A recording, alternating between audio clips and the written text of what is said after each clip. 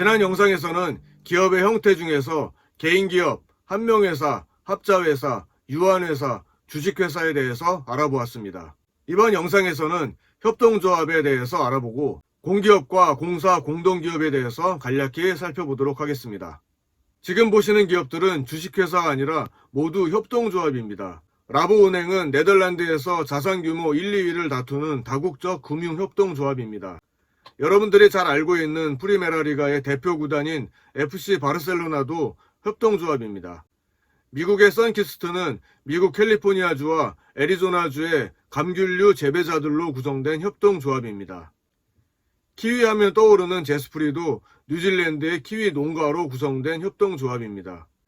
우리나라의 서울우유나 포도주스 브랜드 웰치스도 협동조합입니다. UPI, 로이터, AFP와 함께 세계 4대 통신사에 속하는 어소시에이티드 프레스, 미국 연합통신도 협동조합의 형태로 운영되고 있습니다.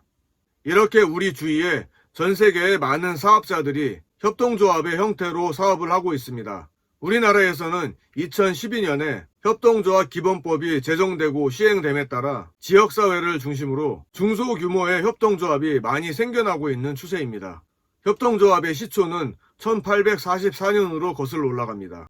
영국의 사회학자인 로버트 오원의 협동 사상에 힘입어 1844년 영국의 맨체스터 지방에 있는 로치데일에서 28명의 가난한 방직공들이 로치데일 소비조합을 결성한 데서 비롯되었습니다. 당시 상황은 영국 내에서 산업혁명이 진행되면서 급속한 도시화와 산업화로 인해 자본가와 노동자의 갈등이 심해지고 있는 상황이었습니다. 이러한 갈등 국면을 틈타 공산주의 세력이 조금씩 세력을 확산해 나가던 시기이기도 합니다. 그 이후 1848년 엥겔스와 마르크스가 공산당 선언을 출간했고 1867년에는 마르크스가 자본론을 출간하기도 했습니다. 결국 이러한 사상을 바탕으로 1917년에는 러시아 혁명이 일어나 그 이후 소비에트 연방, 즉 소련이 탄생하게 되었습니다. 이러한 시대적 상황을 이해하고 협동조합을 바라보시면 도움이 되실 것입니다. 즉 자본주의가 자본가들의 이익만을 지나치게 추구하다 보니 발생한 경제적 약자들을 위해 만들어진 것이 협동조합이라고 이해하시면 됩니다.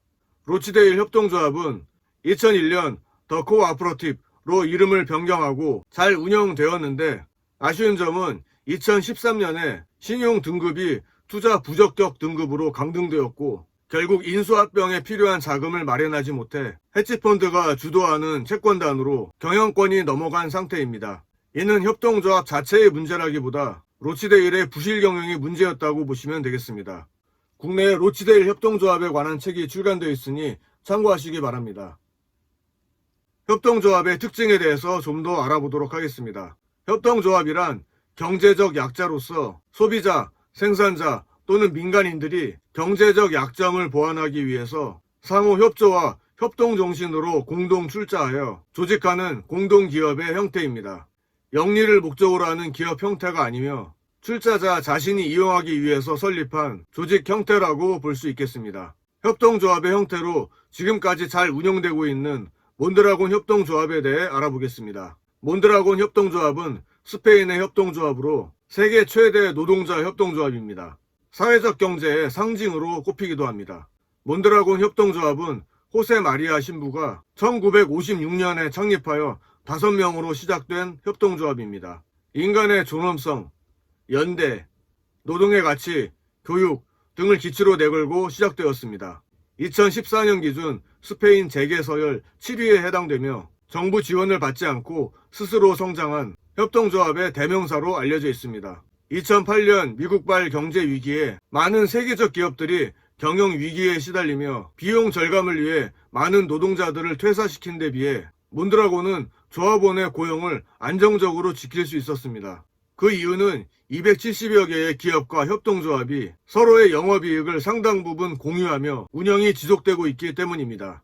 즉 이익이 많이 발생한 조합이 손실이 많은 조합을 지원하고 서로 돕는 구조로 인해 어느 조합에 속해 있든 임금 차이가 크게 나지 않고 고용 불안 또한 상당히 낮다고 합니다. 실제 설립 초기에는 임금차가 1대3 정도로 시작해서 1대6까지 벌어지기는 했으나 이는 스페인 기업 평균인 1대70에 비하면 차이가 적은 수준이라고 할 수 있습니다. 국내에서도 협동조합의 붐이 일면서 몬드라곤 협동조합에 관한 책도 여러 권 출간되어 있으니 참고하시기 바랍니다. 협동조합의 특성을 세 가지로 정리해 보겠습니다. 첫 번째로 상호 부조주의입니다. 협동조합은 소비자나 중소 생산자 등의 경제적 약자들이 협동하는 조합이며 조합 자체의 영리보다도 조합원의 상호 부조를 목적으로 합니다. 둘째, 민주주의입니다. 조합원의 임의 가입과 탈퇴가 허용되며 각 조합원은 출자액에 관계없이 1인 1표의 의결권이 평등하게 부여되는 민주적 조합이라는 점입니다. 이는 주식회사가 한 표당 1의결권을 갖는 특징과 대비됩니다. 세 번째로 이용주의입니다. 조합은 영리주의 원칙에 따라 운영되지 않고 이용주의에 따라 오직 조합원의 이용과 편익 제공을 목적으로 운영됩니다. 잉여금의 배분도 조합원의 이용도에 비례하여 배분되어 결속력이 강한 특징이 있습니다. 다만 주식회사에 비해 자본 조달의 한계와 경영 능력이 현대화되는데 시간이 걸릴 수 있다는 단점이 있습니다. 협동조합을 중심으로 우리나라에서도 사회적 경제 조직에 대한 관심이 많아지고 있습니다. 보통은 지역사회 주민들과 함께 마을 공동체를 이루어가는 비전으로 함께하는 사회적 경제 조직들이 많아지고 있습니다. 여러분도 주변에 있는 사회적 기업이나 사회적 경제 조직들을 찾아보시고 관심 가져보시면 여러분들이 하실 일이 많으리라 생각됩니다. 마지막으로 공기업과 공사 공동기업에 대해서 알아보겠습니다. 공기업이란 국가나 지방자치단체 및 공공단체가 공익을 목적으로 출자하고 직간접으로 경영상의 책임을 지는 기업 형태를 의미합니다. 이러한 공기업이 설립되는 일반적인 이유로는 첫 번째로 공공사업의 목적으로 만들어진 경우입니다. 국민의 일반적인 복지 향상을 목적으로 각종 서비스를 저렴하게 제공하기 위해 이루어지는 것으로 전신, 전화, 우편, 철도, 전기, 수도, 도로, 항만 등이 해당됩니다. 두 번째로 사회 정책상의 목적입니다. 근로자의 생활 안정, 실업자 구제, 사회복지 등 사회 정책적 과제를 수행하기 위해 이루어지는 것으로서 구호병원, 요양원, 주택공사를 통한 주택사업 등이 해당됩니다. 세 번째로 경제정책상의 목적입니다. 민간기업이 감당하기 어렵고 거액의 자본이 필요한 사업을 국가가 영위하는 것으로서 과거의 포항제철이 여기에 해당됩니다.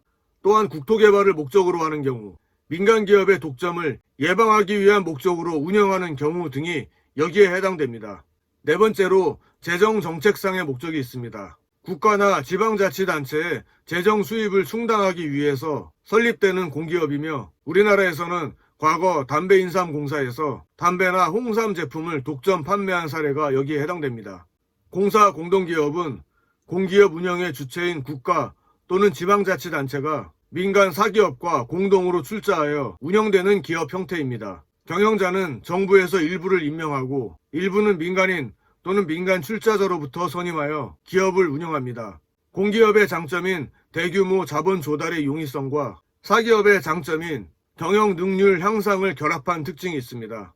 이번 영상에서는 협동조합의 역사와 특징에 대해서 알아보았고 끝으로 공기업과 공사 공동기업에 대해서 간략히 알아보았습니다. 내용이 도움되셨다면 좋아요 클릭해 주시고 앞으로 계속 정보를 받아보실 분은 구독 부탁드립니다. 이번 영상은 여기까지입니다.